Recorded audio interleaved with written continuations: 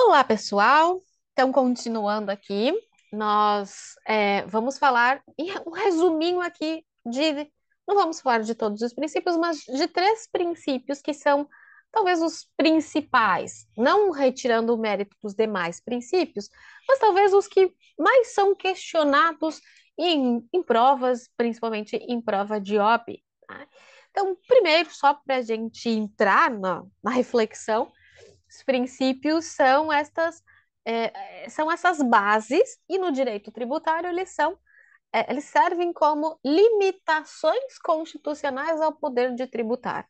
Então, é quando o Estado, a Constituição, vem e diz: vocês, entes, podem tributar, é o nosso mas vocês devem respeitar estes princípios.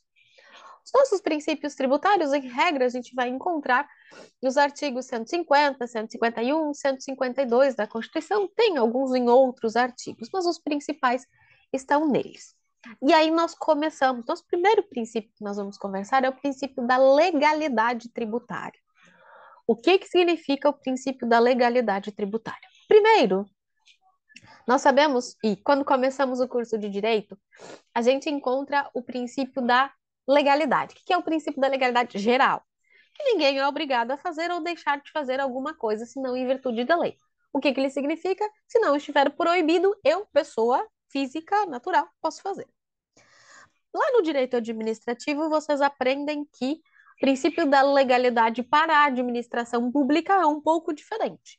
O princípio da legalidade para a administração pública significa que a administração pública só pode fazer o que está previsto em lei. Viram a diferença, né? O particular pode fazer tudo o que não está proibido. A administração pública só pode fazer o que está previsto, o que está permitido. No direito tributário, o princípio da legalidade vem previsto no artigo 150, inciso 1, e ele diz o seguinte: sem prejuízo de outras garantias asseguradas ao contribuinte, porque o contribuinte tem outras garantias, é vedado à União, aos estados, aos municípios e ao Distrito Federal exigir ou aumentar tributos sem lei que o estabeleça. Então, o que é o meu princípio da legalidade tributária? Meu princípio da legalidade tributária quer dizer que a instituição, a majoração de tributos, a exclusão, não está ali, mas é, né? Princípio da simetria, e a redução de impostos, redução, só podem ser feitos através de lei. Isso é o meu princípio da legalidade. Não pode inventar, criar tributo por meio de decreto. Toda instituição, majoração, e aí pelo princípio da simetria, mesmo que não esteja aqui no CTN, está, a redução e a exclusão também. Então, o nosso princípio da legalidade tributária diz que a instituição e a majoração do tributo somente pode ser através de lei. Nesse sentido, decreto pode reduzir ou extinguir tributo? Não, só lei. Pelo princípio da simetria, se lei cria, lei extingue. Se lei majora, lei reduz. Então, o princípio da legalidade vem nesse sentido. Entender o princípio da legalidade não é difícil, porque você vai lembrar que a lei serve. Eu preciso de lei para estas situações. Mas não vem só nesse sentido. Qual é esta lei que cria e aumenta tributo? A gente viu. A lei por excelência do direito tributário é a lei ordinária. Então, a lei ordinária é a lei que, em regra, eu vou utilizar no direito tributário. Tá, mas eu uso lei complementar para alguma coisa? Uso para quatro tributos federais. Então, eu vou usar lei complementar para instituir o imposto sobre grandes fortunas, dia que a União quiser instituir somente por lei complementar. O imposto residual, então, somente a União, se um dia ela quiser criar. Por exemplo, o exemplo do imposto sobre embarcações e aeronaves, somente por lei complementar. O empréstimo compulsório e as contribuições residuais da Seguridade Social. Então, estes aqui, somente por lei complementar. Então, lei complementar para estas. Tá bom. Só que A gente tem outras situações também que só podem ser previstas por lei, que estão lá no artigo 97 do CT. Então, o 97 vai trazer o princípio que os doutrinadores eles chamam de legalidade estrita, tipicidade fechada, cerrada ou regrada, que é o do 97. Por quê? 97 traz a previsão de que somente a lei. Então, somente lei pode estabelecer, somente a lei pode fazer o quê? Instituir tributo ou extinguir. Então, instituição e extinção. A majoração de tributos ou a redução. A definição de fato gerador. Então, somente a lei pode definir o fato gerador. A gente vai daqui a pouco explicar o que é o fato gerador. Fixação da alíquota e base de cálculo. Olha, somente a União. Lembra que a gente falava da base de cálculo do IPTU, é o valor venal do imóvel. Quem que define isso? A lei. Então, base de cálculo, alíquota, a lei. As penalidades, somente a lei. As hipóteses de exclusão, suspensão, extinção, dispensa ou redução de penalidades, somente a lei. Então, o que está no artigo 97, nós temos uma legalidade fechada. Estas situações aqui não podem ser previstas de outra forma que não por meio da lei. Então, isso, gente, não é difícil eu entender o princípio da legalidade.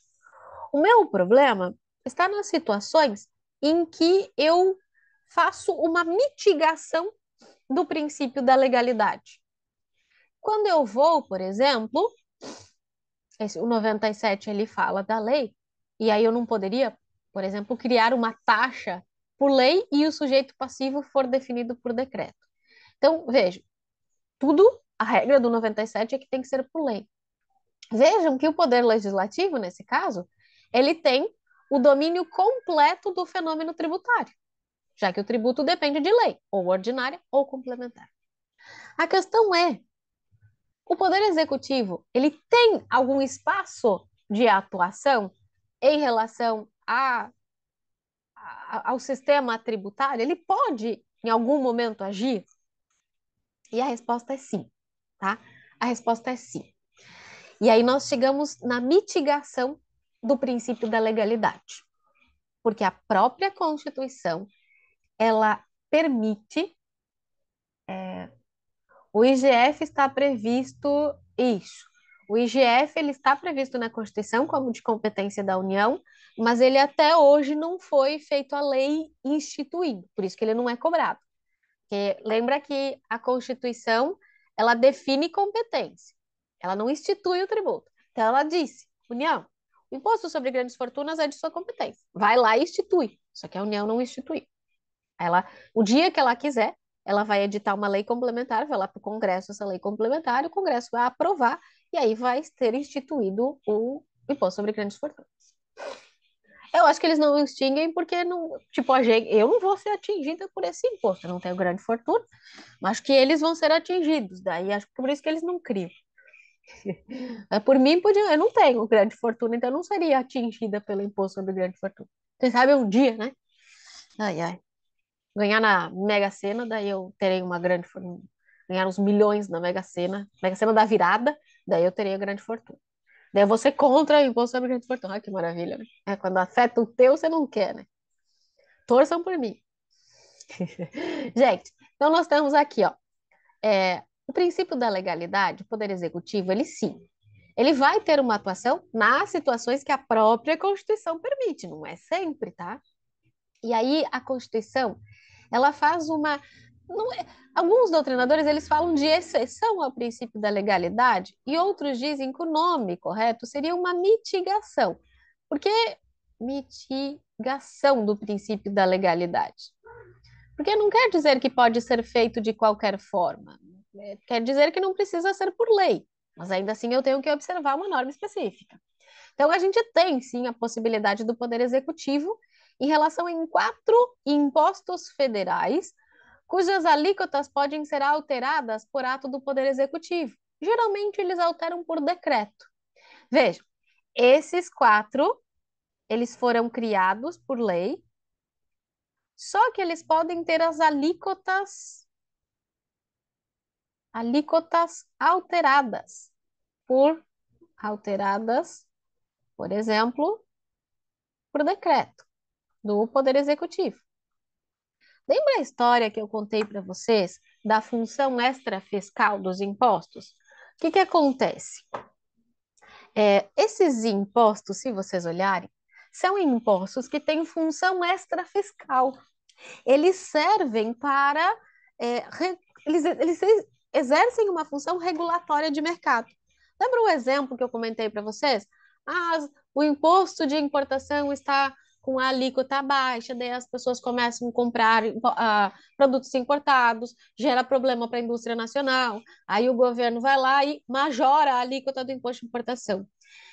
Justamente por conta dessa função extrafiscal, que esses impostos podem ter as alíquotas alteradas por decreto. Porque daí imaginem que a indústria nacional está passando por problemas, é, a gente precisa resolver esse problema, senão a indústria nacional quebra. Se eu tiver que fazer por lei, gente, vocês sabem que demora, tem que passar no Congresso, então primeiro na Câmara dos Deputados, depois no Senado, demora. Até ser aprovada a lei, quebrou a indústria nacional.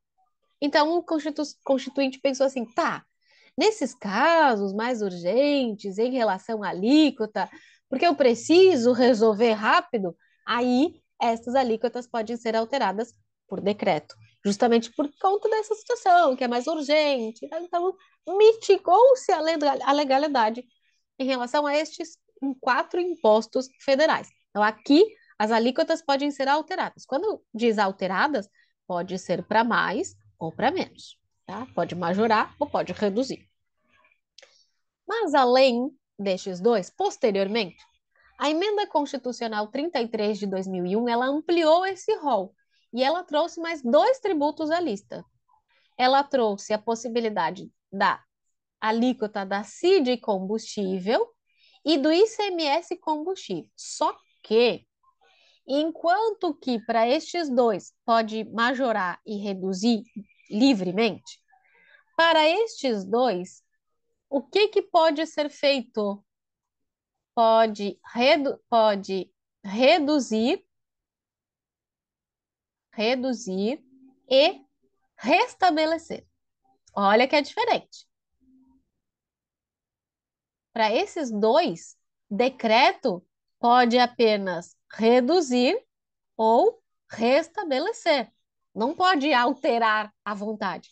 É redução e restabelecimento. Então, destes dois, o que que pode fazer? Eu preciso reduzir. Era 4, eu reduzi para 2. O que que eu posso? Posso agora estabelecer 6? Não. Por decreto, não. Posso se for por lei. Mas por decreto eu posso reduzir para 2 e depois restabelecer para 4. Isso eu posso fazer por decreto. Majorar por decreto, não. Esses dois, tá? E é a alíquota, tá, gente? Não é tudo. É a alíquota. Então, hoje nós temos 6 tributos, 5 federais e um estadual, como mitigação do princípio da legalidade. Estes 5 federais podendo alterar a alíquota, este aqui federal reduzir e restabelecer, e este aqui estadual reduzir e restabelecer, ok?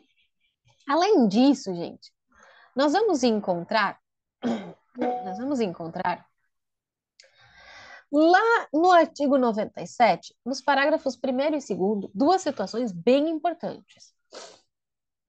Veja que o 97 trouxe que somente a lei pode estabelecer, e a gente viu lá o rol de situações de lei. No entanto, o parágrafo 1º e o 2º, eles trazem duas informações importantes. Primeiro, no parágrafo 1º, nós temos: equipara-se a majoração do tributo à modificação da sua base de cálculo, que importe em torná-lo mais oneroso. Então, imagine, eu tenho a alíquota, depois a gente vai estudar bem certinho o que é, e eu tenho a base de cálculo. Digamos que eu estabeleça, a gente estava falando do IPTU, a base de cálculo do IPTU é o valor venal. Eu quero mudar essa base de cálculo e eu vou dizer que é um outro valor, é o valor X. Só que quando eu digo que é o valor X, esse valor é mais alto. Ele aumenta o tributo. Se eu quiser mudar disso para isso, precisa ser por lei, tá? Então, se eu quiser alterar, mudar a base de cálculo, e quando eu mudo a base de cálculo fica mais caro, só por lei. Ele está dizendo, ó, equipara-se à majoração do tributo.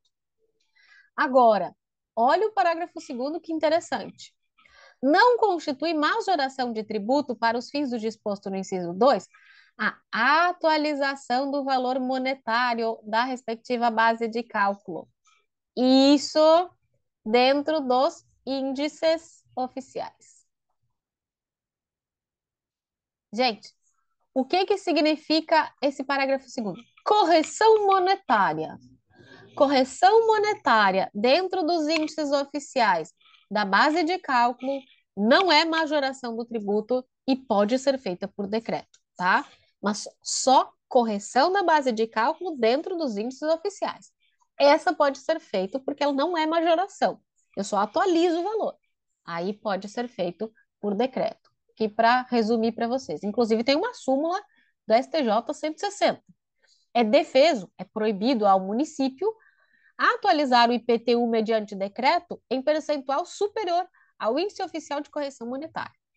Então, por decreto, ó, vamos lá. Decreto, eu posso dentro do índice oficial. Dentro do índice oficial. Por lei, pode o quê? Posso majorar. E olha só, eu não posso usar a desculpa de que eu estou atualizando e majorar, tá? Não dá, não cola. Tá? Não dá, o índice oficial é X, eu fiz Y e ele aumentou. Se aumentar, é por lei. Então, se eu alterei a base de cálculo e o tributo ficou mais oneroso sendo majorado, porque apliquei índices acima de correção monetária, somente por lei. Se alterou a base de cálculo, o tributo não ficou mais oneroso, ele foi atualizado pelos índices oficiais, aí pode ser por norma infralegal, por decreto. Beleza, gente? Isso, então, o nosso princípio da legalidade.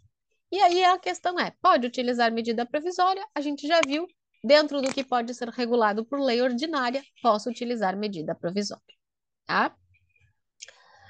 Alguma dúvida do princípio da legalidade? Tranquilinho, né?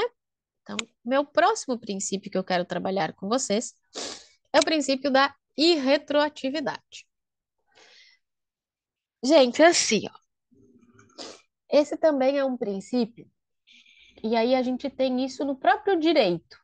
O que que o direito diz? Quando vocês começaram o direito, tem lá a regrinha da irretroatividade, que a lei, ela não volta, ela não atinge fatos que aconteceram antes dela. É a mesma coisa aqui. As novas leis tributárias, elas não podem alcançar fatos anteriores à data da sua vigência. Então, lá no 153, ó, é vedado à União, Estados, Distrito Federal e municípios cobrar tributos em relação a fatos geradores ocorridos antes do início da vigência da lei que os houver instituído ou aumentado. Então, vamos lá. Vou fazer um exemplo aqui para vocês. Isso é bem facilzinho para entender retroatividade. Eu tenho a Lei A, que diz que a alíquota, vamos falar de ISS, que a alíquota do ISS é de 2%. Isso em 2016. E aí eu fui lá em 2016 e prestei um serviço. Prestei um serviço. E, de repente, veio a Lei B e ela majorou a alíquota do ISS em 2018. E aí eu não tinha pago em 2016. Daí agora, em 2019, veio lá o município e ele quer me cobrar esse tributo que eu não paguei de 2016. Ainda pode, porque está dentro dos 5 anos. Qual lei que ele vai utilizar? Ah, ele vai querer me cobrar 4%? Ah, sim, quero cobrar 4%, porque mais. Tá, mas eu não posso voltar. Isso daqui é proibido. Tenho que aplicar a lei vigente à época que eu pratiquei o fato. Então, mesmo que ele vai me cobrar em 2019, vai valer, ele vai usar essa lei aqui. Ele vai me cobrar 2%, porque esta lei não pode retroagir. Mas em 2019 já estava. Mas no dia que foi praticado o fato gerador, era 2%. É essa lei que eu aplico. Eu não posso alcançar fatos antes da vigência da lei, mesmo que eu vá cobrar depois. Isso que significa o princípio da irretroatividade, tá? Então, eu não posso. Que a gente, inclusive, tem uma súmula, ó, e algumas súmulas do STF que fala que eu aplico a lei da ocorrência do fato gerador. Então, certo? No entanto, tudo no direito como é legal, né? No entanto, a gente tem exceções. Ah, então, já vou chegar ali. O colega colocou aqui nos comentários. Nem quando a lei for mais benéfica. Aí nós chegamos aqui na exceção. O artigo 106 é a exceção. A regra é que não retroage, exceto quando? Veja, em qualquer situação, qualquer caso, quando seja expressamente interpretativa, excluída a aplicação de penalidade à infração dos dispositivos interpretados. O que significa isso? Tem em 2016, foi publicada a Lei X e ela traz o conceito Y. Só que as pessoas não entenderam esse conceito Y. Aí lá em 2018, eu digo uma lei só para esclarecer o conceito do Y. Vou aplicar nesse espaço de tempo? Sim, porque ela é meramente interpretativa. Ela só veio para esclarecer um conceito que as pessoas tinham dúvida. Aí ela veio para esclarecer esse conceito. E aí, a segunda hipótese é quando, tratando-se de ato não definitivamente julgado, ó, o colega ali da pergunta, ele não foi julgado, porque foi julgado, não tem como desfazer coisa julgada, vocês já aprenderam isso lá no direito civil, tá? Mas ele não foi ainda definitivamente julgado, ainda está ali em julgamento, ou nem começou ainda. Quando? Quando deixe de defini-lo como infração, quando deixe de tratá-lo como contrário a qualquer exigência, isso aqui é a mesma coisa. E quando lhe comine penalidade menos severa. Isso daqui, gente, é quando for, é lá do direito penal. Lembra lá? Quando ele for mais benéfico. Aí sim, quando for mais benéfico. Mas aí tem uma questão, tá? Então veja, duas exceções. For meramente, exclusivamente interpretativa e quando mais benéfica para o contribuinte. Só que, gente, benéfica em relação à penalidade. Penalidade. O exemplo que eu dei para vocês aqui, esse aqui continua não retroagindo. Esse aqui não retroage. Quando que retroage? Vamos aqui que eu tenho um exemplo para vocês para entender, ó. Bem bonitinho, tá? Então aqui em resumo, resumo que ela se aplica a fatos geradores posteriores, tá? Ela não retroage. Quando que ela retroage? Expressamente interpretativa ou quando a gente tem ali próximo à matéria penal, né? Salvo para beneficiar o réu. Então, ela é aplicável aqui na lei tributária, exclusivamente em relação às infrações e desde que o ato não esteja definitivamente julgado. Vamos lá. Eu tenho em 2016 a Lei A, que estabelece uma alíquota para o ISS de 2% e uma multa de 40%. Em 2017, foi praticado o fato gerador, né, lá do ISS. Vamos supor aqui que é o ISS. Pratiquei aqui o fato gerador, prestei um serviço. Não paguei. Em 2018, veio a Lei B e ela estabeleceu a alíquota de 4% e uma multa de 10%. E aí, em 2019, foi feito auto de infração. Quanto que eu vou cobrar de alíquota? Alíquota, eu vou cobrar a alíquota de 2% desta lei aqui.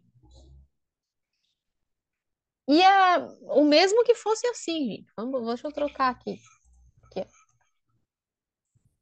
aqui era 4 e aqui é 2. Qual que eu vou cobrar? Quanto que eu vou cobrar aqui?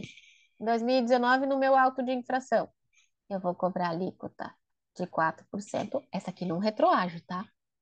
E eu vou cobrar a multa de 10%. Por quê? Ah, para beneficiar em relação à penalidade de volta.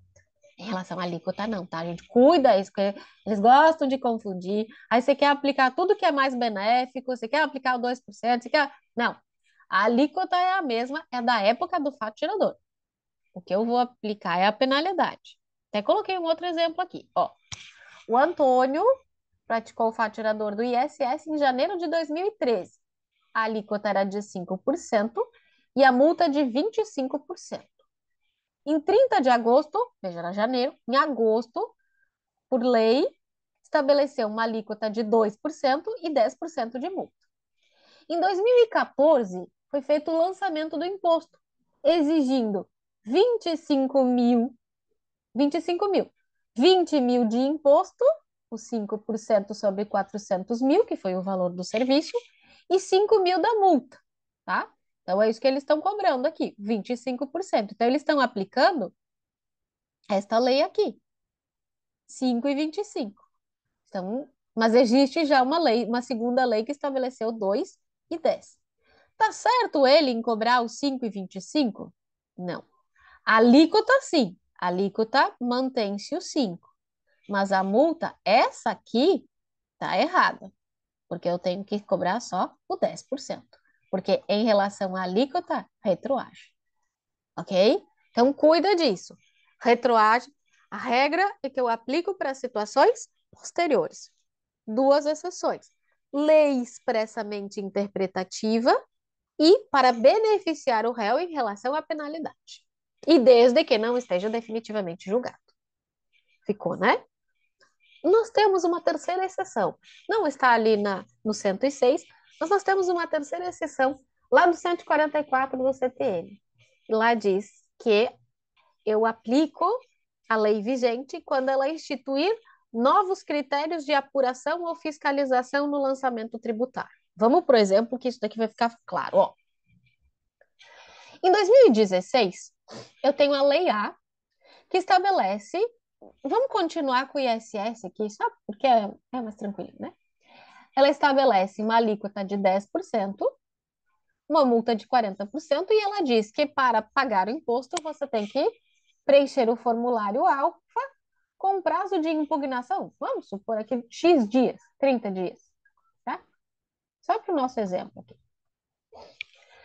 Em 2017, ele praticou o fato gerador, ele foi lá e prestou o serviço. Em 2018, veio uma lei B, que mudou a alíquota para 12%, estabeleceu a multa em 10%, estabeleceu que agora, para pagar o imposto, tem que preencher o formulário beta com prazo de impugnação de 15 dias. Aí, em 2019, é gerado o auto de infração. Qual lei que eu aplico para a alíquota? A de 2016 ou a de 2018? A de 2016, que era o que estava em vigor quando foi praticado. Então, a alíquota de 10%. E a multa? Ah, a gente viu que a multa retroage. Então, a multa vem retroage 10%. E o formulário? Qual formulário que eu vou apresentar? Eu vou apresentar no alfa ou no beta? Eu vou apresentar no beta.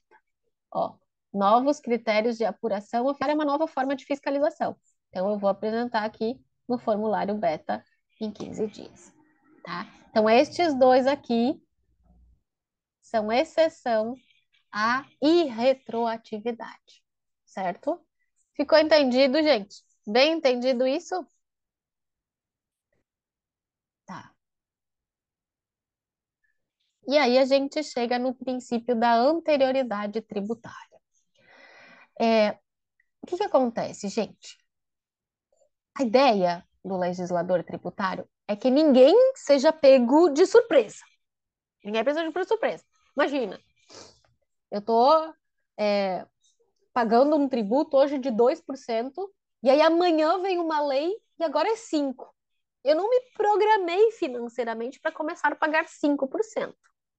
Então, o legislador pensou, não, a gente precisa dar um tempo para essa pessoa se preparar.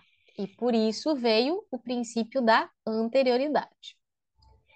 Só que, às vezes, nós tínhamos, logo que foi publicada a Constituição, lá no 153, a gente tinha o B, e aí a anterioridade de exercício. O que que diz a anterioridade de exercício?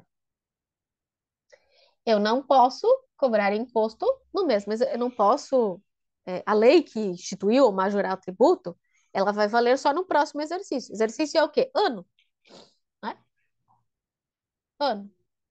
Então, se hoje, vamos botar, 2016 é 2%. 2016 veio a lei e majorou para 4%. Eu já vou cobrar em 2016? Não, eu só vou cobrar os 4% em 2017. Vai ter um tempo para a pessoa se adaptar, fazer uma reserva financeira para poder pagar os 4. Só que o que, que daí o povo, governo, começou a fazer? Ele Faz no começou final do a. ano. Isso, em dezembro, né? 30 de dezembro ele aprovava a lei majorando para 4. Aí não dava Meu, tempo. 1º de janeiro eu já tinha que pagar 4%. Aí o legislador verdade, ela é pensou: bem ah, é? pesada. Ah, é? Quer ser sacana? Vou ser sacana com você. E aí ele inclui esse aqui também. Mas não é só o exercício. Você, além de ser para o próximo ano, você vai ter que observar 90 dias. Ah, não vai ter essa história de você fazer em 15 de dezembro para valer já para 1º de janeiro. Você vai ter que esperar 90 dias, que é a anterioridade nonagesimal. Noventena, que eles chamam, né? Nonagesimal. Então, agora, a regra é que os tributos para instituir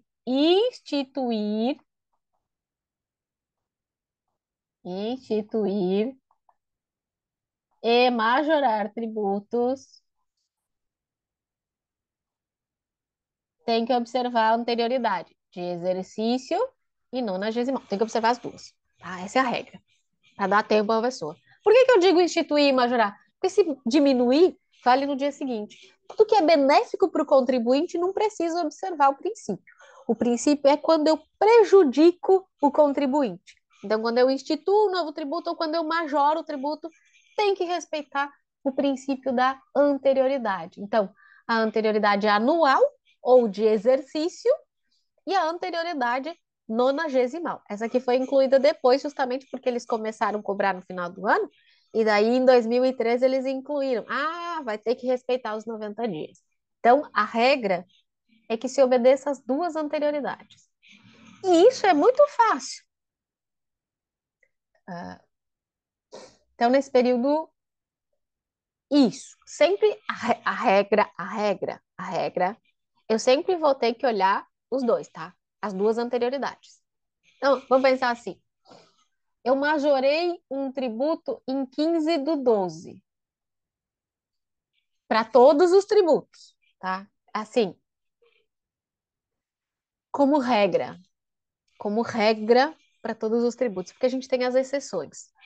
Por exemplo, a colega perguntou das contribuições sociais. As contribuições sociais só observam os 90 dias, tá? Elas têm uma exceção à anterioridade de exercício. Contribuições sociais só observam a anterioridade nonagesimal lá no 195, parágrafo 6º. Certo? Mas aguenta aí que nós estamos falando da regra. Já chegamos nas exceções. Tem exceções e tem várias. Mas a regra é essa. A regra é que se publicou em 15/12, se eu olhar pela anterioridade de exercício de 12 de 2018, teria que valer em 2019. Mas que dia de 2019? Bom, não pode ser 1º de janeiro, porque aí não observou 30 dias. Quando que vai ser? 15 de dezembro? Janeiro, fevereiro, março. 16/3/2019. É sempre a última. Se publicou em 15 de junho de 2018. 2018. 15 de junho? Julho, agosto, setembro. Então em setembro já pode? Não, porque ainda tem anterioridade de exercício. Vai ser em 1/1 de 2019. Entendeu? Eu sempre tenho que fazer as duas. A que acaba por último é a que vale. Gente, Isso é a minha regra. Essa é a minha regra. Por quê? Porque a gente tem as exceções. Que os doutrinadores não gostam muito de exceções. Eles preferem mitigação. Mitigação. É, não é que não precisa observar, é que para algumas coisas fica. Não precisa.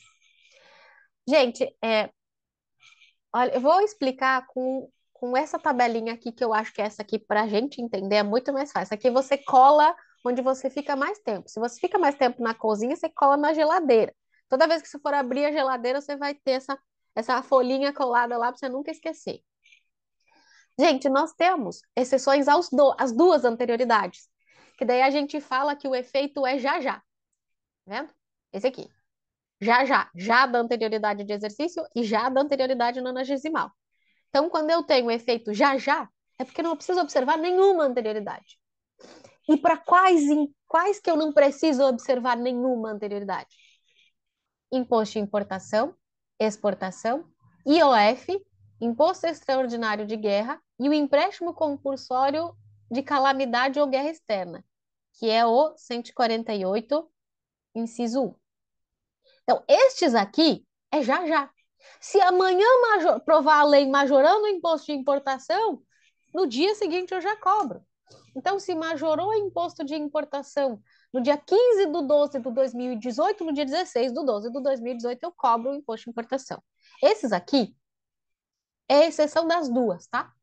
Então, efeito já já. Eu tenho alguns que é exceção à anterioridade de exercício, mas ele tem que observar a anterioridade nonagesimal. Por exemplo, o IPI. Digamos que eu majorei a alíquota do IPI no dia 15 de março de 2018. Ele não precisaria esperar até o ano seguinte, mas ele tem que observar os 90 dias. Então, ele pode ser cobrado a partir de quando? Março, abril, maio, junho. Então, no dia 16 do 6 de 2018, ele já pode ser cobrado. Então, esse eu não preciso esperar 2019. Tá? Então, estes aqui, CID combustível, IPI e contribuição da Seguridade Social. Lembra que a contribuição da Seguridade Social é só os 90 dias. Lá do 195, parágrafo 6º da Constituição. São os 90 dias. Ela é exceção à anterioridade. E o ICMS combustível nos casos de redução e restabelecimento. E, por fim, a gente tem exceções à noventena, não preciso esperar os 90 dias, mas preciso observar o ano seguinte. Esse aqui é sacanagem. Olha só, se eu majorar o imposto de renda no dia 30 do 12 de 2018, quando que eu posso cobrar ele? No dia 2018, por que eu tô com 12? No dia 1º de janeiro de 2019. Esse aqui ainda continua sendo, né, bem sacana, mas são esses únicos que podem. Só que cuida, gente, cuida, porque é a base de cálculo do IPTU e a base de cálculo do IPVA. Não é a alíquota. Sabe? Porque vai vir a pergunta lá. Vai vir a pergunta, a lei majorou a alíquota do IPTU, majorou a alíquota do IPTU no dia 15 do 11 do 2018. A alíquota do IPTU. Quando que pode cobrar? Aí vocês vão pensar, ela é exceção no ano seguinte, 1 de janeiro de 2019. Não, a alíquota não é exceção. A alíquota tem que observar as duas. Então, não é dia 1 do 2019, é 2019. Mas é 90 dias, novembro, dezembro, janeiro, fevereiro. Dia 16 do 2 do 2019. A base de cálculo, sim. A alíquota tem que observar as duas anterioridades. Então, cuidem com esses detalhes. Só para a gente finalizar aqui os exercícios para vocês gravarem, ó. A Lei X majorou o ISS em 15 de 12 de 2018. ISS é exceção? Não é exceção. Então, se majorou em 15 de 12 de 2018, vai ser em 2019. Que dia? Bom, tem que observar anterioridade de exercício. Se observar anterioridade de exercício, não vai dar os 90 dias. Então, eu tenho que observar 90 dias. 12, janeiro, fevereiro, março, dia 16 de março de 2019. Majorou 5/10 de 2018. Com a anterioridade de exercício, então 2019. 90 dias, outubro, novembro, dezembro, janeiro, dia 6 de janeiro. Majorou ISS em 10/8 de 2018. Eu sei que é 2019. Que dia? Bom, 90 dias, agosto, setembro, outubro, novembro. Novembro ia dar ainda em 2018. Qual que é o último? 1º de janeiro de 2019. Tá? Então, vocês sempre cuidam disso. Agora, tem cuidado das exceções. Majorou imposto de renda em 15/11 de 2018. Imposto de renda é exceção à anterioridade nonagesimal. Então, dia 1º de janeiro de 2019 eu posso cobrar. Majorou imposto de importação em 5/10 de 2018. É exceção, é o já já. Lembra do nosso já já? Dia 6/10 de 2018. Majorou a alíquota do IPTU. Alíquota não é exceção. 10/10 de 2018. Tem que observar exercício 2019, 90 dias, outubro, novembro, dezembro, 11 de janeiro. A base de cálculo do IPTU. Essa é a exceção. Então, se majorou em 10/10, não precisa observar os 90 dias, não vai ser dia 11/1, vai ser dia 1/1. Ok, gente? Esse o nosso princípio da anterioridade. E teriam muito mais coisas para conversar, muito mais exceções. Eu posso conversar um pouquinho no início da próxima aula, que hoje já estamos no horário.